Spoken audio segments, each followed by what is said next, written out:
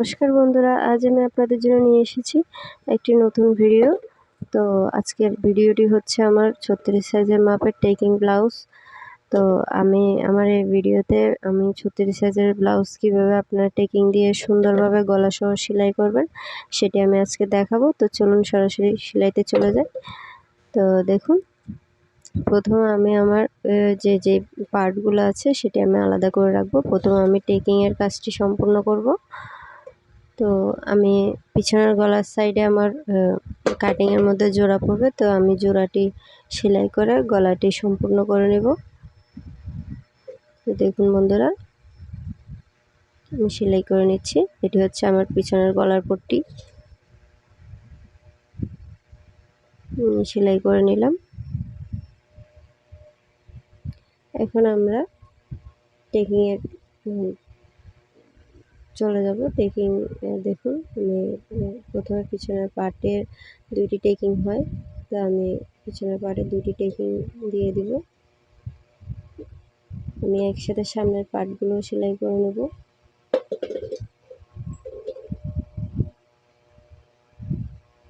দেখুন, সামনে ভালো করে লক্ষ্য করুন ভিডিওতে। আমার পিছনের পার্টে 2টি টেকিং শেষ।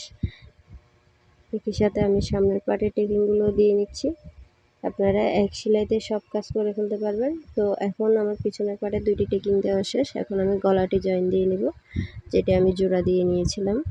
তো দেখুন গলাটির মধ্যে জোড়া আছে, তো এই গলা পট্টি লাগিয়ে নেব।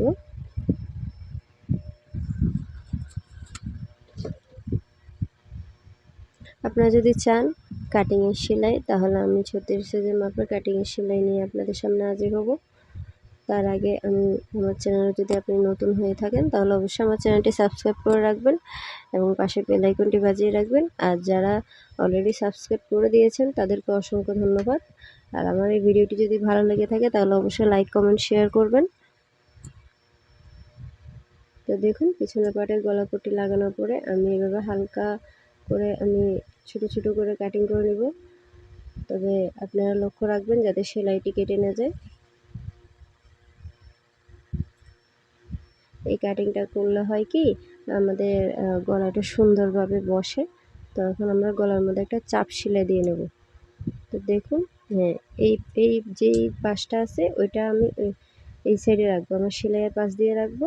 আর সেলাইটা হবে পট্টির উপরে, গলার উপরে কিন্তু কোনো সেলাই হবে না। পট্টির উপরে সেলাইটা দিয়ে নেব।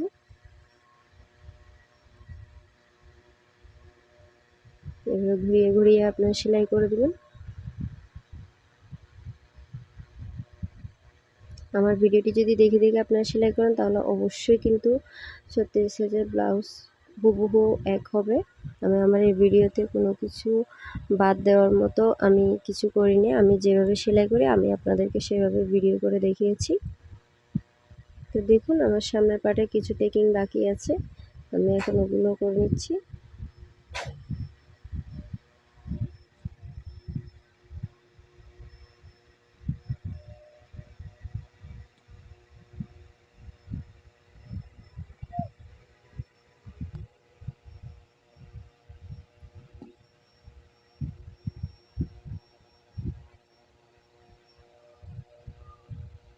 দেখুন, টেকিং আমার সামনের পার্টে টেকিংগুলো শেষ, এবং আমার পিছনের পার্টটি বেরিয়ে এসছে।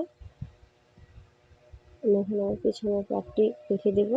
এখন আমি সামনের পার্টগুলোর কাজ সম্পূর্ণ করব। তো আমার টেকিংয়ের শেষ। এখন আমি ব্লাউজের বোতাম পট্টি লাগিয়ে নেব। দেখুন আমি কীভাবে টেকিংগুলো করেছি। তো আমি যে সাইডে একটু টেকিং আছে সেখানে একটু কাপড় বাড়তি আছে, এটি কিন্তু হবে সবার ক্ষেত্রে। তো আমি এটা কেটে সমান করে নেব।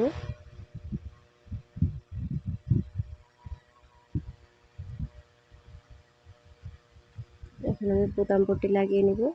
তা এটি হচ্ছে আমার বাম সাইডে। তো বাম সাইডে হবে আপনাদের বোতাম পট্টিটি আমি লাগিয়ে নেব। আর বোতাম পট্টিটি চওড়া হবে মাপে। দেখুন, যে টেকিংটি পড়বে সেটি আমি কোনোটা বাঁকা করে তারপর ভিতরে ঢুকে দিব, না হলে কিন্তু আপনাদের টেকিংয়ের কাজটা দেখতে খারাপ দেখা যাবে। আবার এখন আমি যেই পার্টটা নিয়েছি সেটির মধ্যে আমার বোতামের ঘর হবে, বোতাম হোক বা হুক হোক আপনারা যেটাই দেন না কেন। তো দেখুন সেটির কাপড়টা কিন্তু অনেকটাই পাশে কিন্তু অনেকটাই চিকন, মাপে অনেকটাই চিকন। দেখুন সেমভাবে সেলাই করে নেব। সেমভাবে যেই টেকিংটি পড়বে সেটি আমরা চিকন করে এখানে সেলাই দিয়ে নেব। বাড়তি যে কাপড়গুলো আছে সেগুলো আমরা কেটে নেব।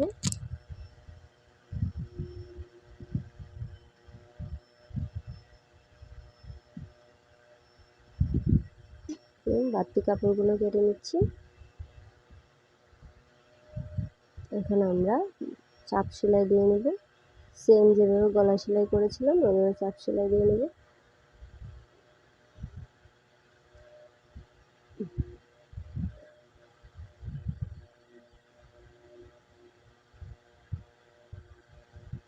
পট্টির উপরে পড়বে আমাদের সেলাইটি। দেখুন আমার একটা পট্টিতে চাপ সেলাই দেওয়া শেষ। এখন আমি বোতামের যে ঘর আছে ঘরের পট্টিটাতে আমি চাপ সেলাই দেবো। আমি বাড়তি কাপড়টুকু কেটে নিচ্ছি।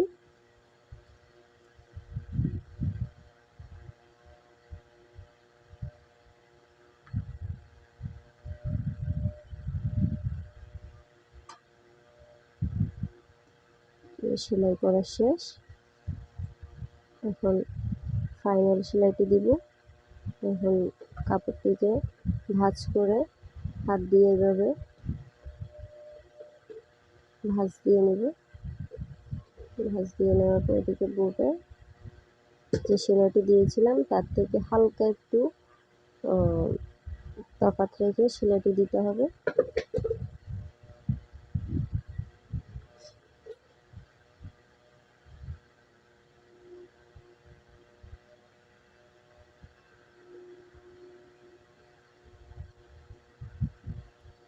দেখুন বন্ধুরা,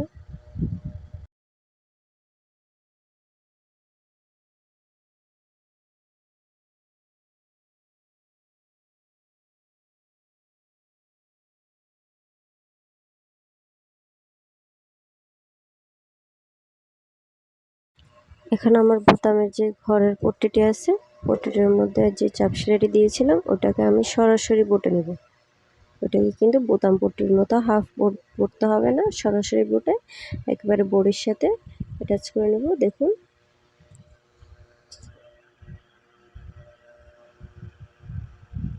আপনারা আপনাদের বাসায় যে কোনো একটা আপনাদের ব্লাউজ দেখলেই বুঝতে পারবেন।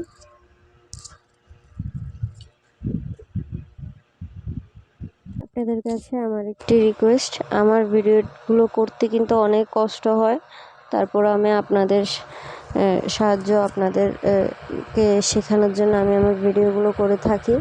তো প্লিজ আমার চ্যানেলটি সাবস্ক্রাইব করে রাখবেন এবং আমি আমার চ্যানেলে নতুন একটি সেলাই কোর্স নিয়ে আসব, একদম সম্পূর্ণ হাতে খড়ি শেখানোর মতো।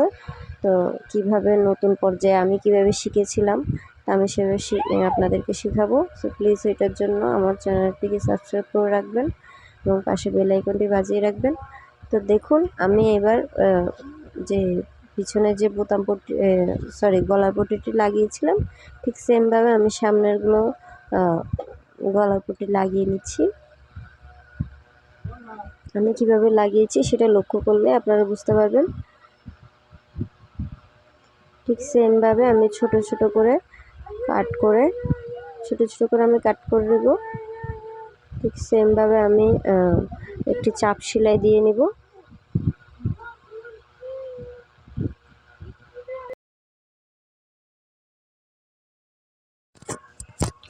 দেখুন আমি আরেকটি দেখিয়ে দিচ্ছি। দেখুন ছোট ছোট করে এভাবে কাট করে নেবেন। তো আমার গলা পট্টি লাগানো শেষ। এখন আমি দুটো শোল্ডার জয়েন করব। তো ভালো করে লক্ষ্য করুন এই বিষয়টি, কিভাবে দুটো শোল্ডার আপনারা একসাথে জয়েন করবেন। দেখুন যে চাপ সেলাই দুটো দিয়েছিলাম, দুটো চাপ সেলাই একই জায়গায় সমানভাবে থাকবে, আর বাকিগুলো যদি বাড়তি কাপড় হয় ওগুলো কোনো সমস্যা নেই। আপনারা শুধু এই পয়েন্টটা খেয়াল রাখবেন যে দুটো সেলাই যাতে দুটো পার্টে দুটো সেলাই যাতে একসাথে হয়। তো দেখুন অবশ্যই ব্যাক স্টিচ দিয়ে নেবেন, না হলে কিন্তু খুলে যাবে। তো আমার শোল্ডারে জয়েন করা শেষ। এখন আমি হাতা জয়েন করে নেব। তো আমি আরেকটা বিষয় এখানে বলে নিই, আমি পাশও কিন্তু জয়েন করে নিয়েছি। এখন শুধু আমি ভিডিওটি লম্বা হয়ে যাচ্ছে, সেই কারণে আমি এটা আপনাদেরকে দেখাইনি। এটা দেখানোর মতো কিছু না, ওটা আপনারা এমনিতেই পারবেন, যেটি পাশ সেলাই করা হয় সেটি। তো এখন আমি হাতা সেলাই করে নিচ্ছি। তো দেখুন হাতা আমার হাতার মোহরের যে মাপ সেটি নিয়ে আমি হাতাটি সেলাই করে নেব। ব্যাক স্টিচ দিয়ে নেবেন কিন্তু আপনারা, আর অবশ্যই ডাবল সেলাই দিবেন।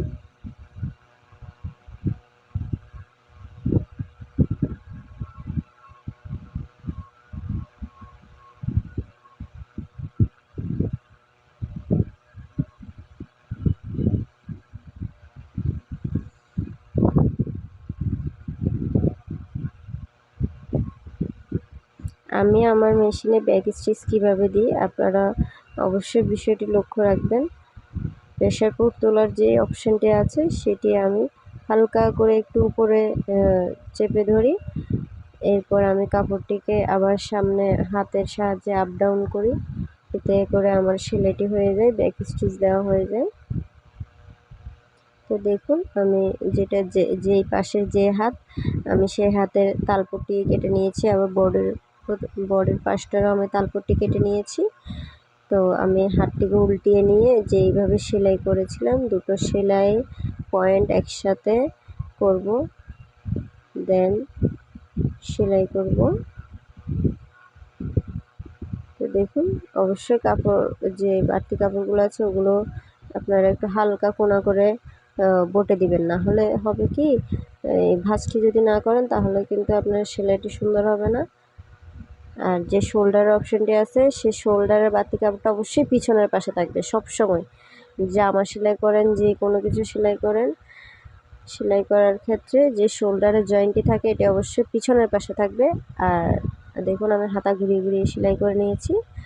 তো এইভাবে আমি আমার আরেকটি হাতা ওটাও আমি জয়েন করে নেব।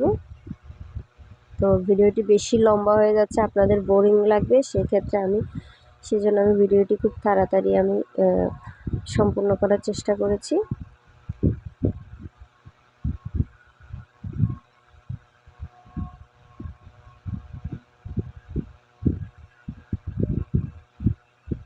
ডাবল সেলাই দিয়ে নেবেন অবশ্যই।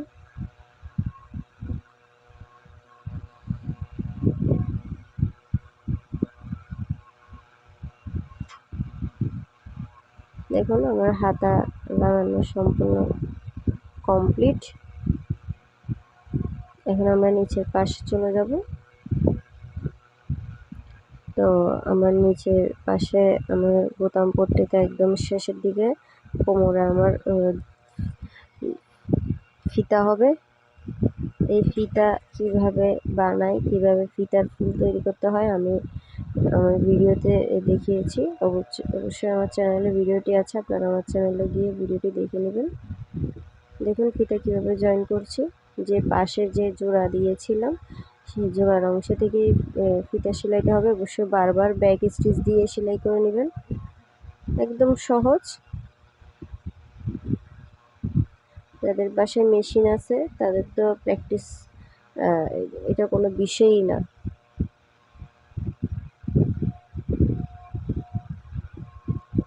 দেখুন জোড়া দেওয়া শেষ। এই ফিতাটা দেওয়ার কারণে আমার নিচের দিকে আর কোনো বোতাম বা হুক লাগাইতে হবে না। আমি দিয়ে ফিতাটি দিয়েই কোমরটা আটকানো যাবে। তো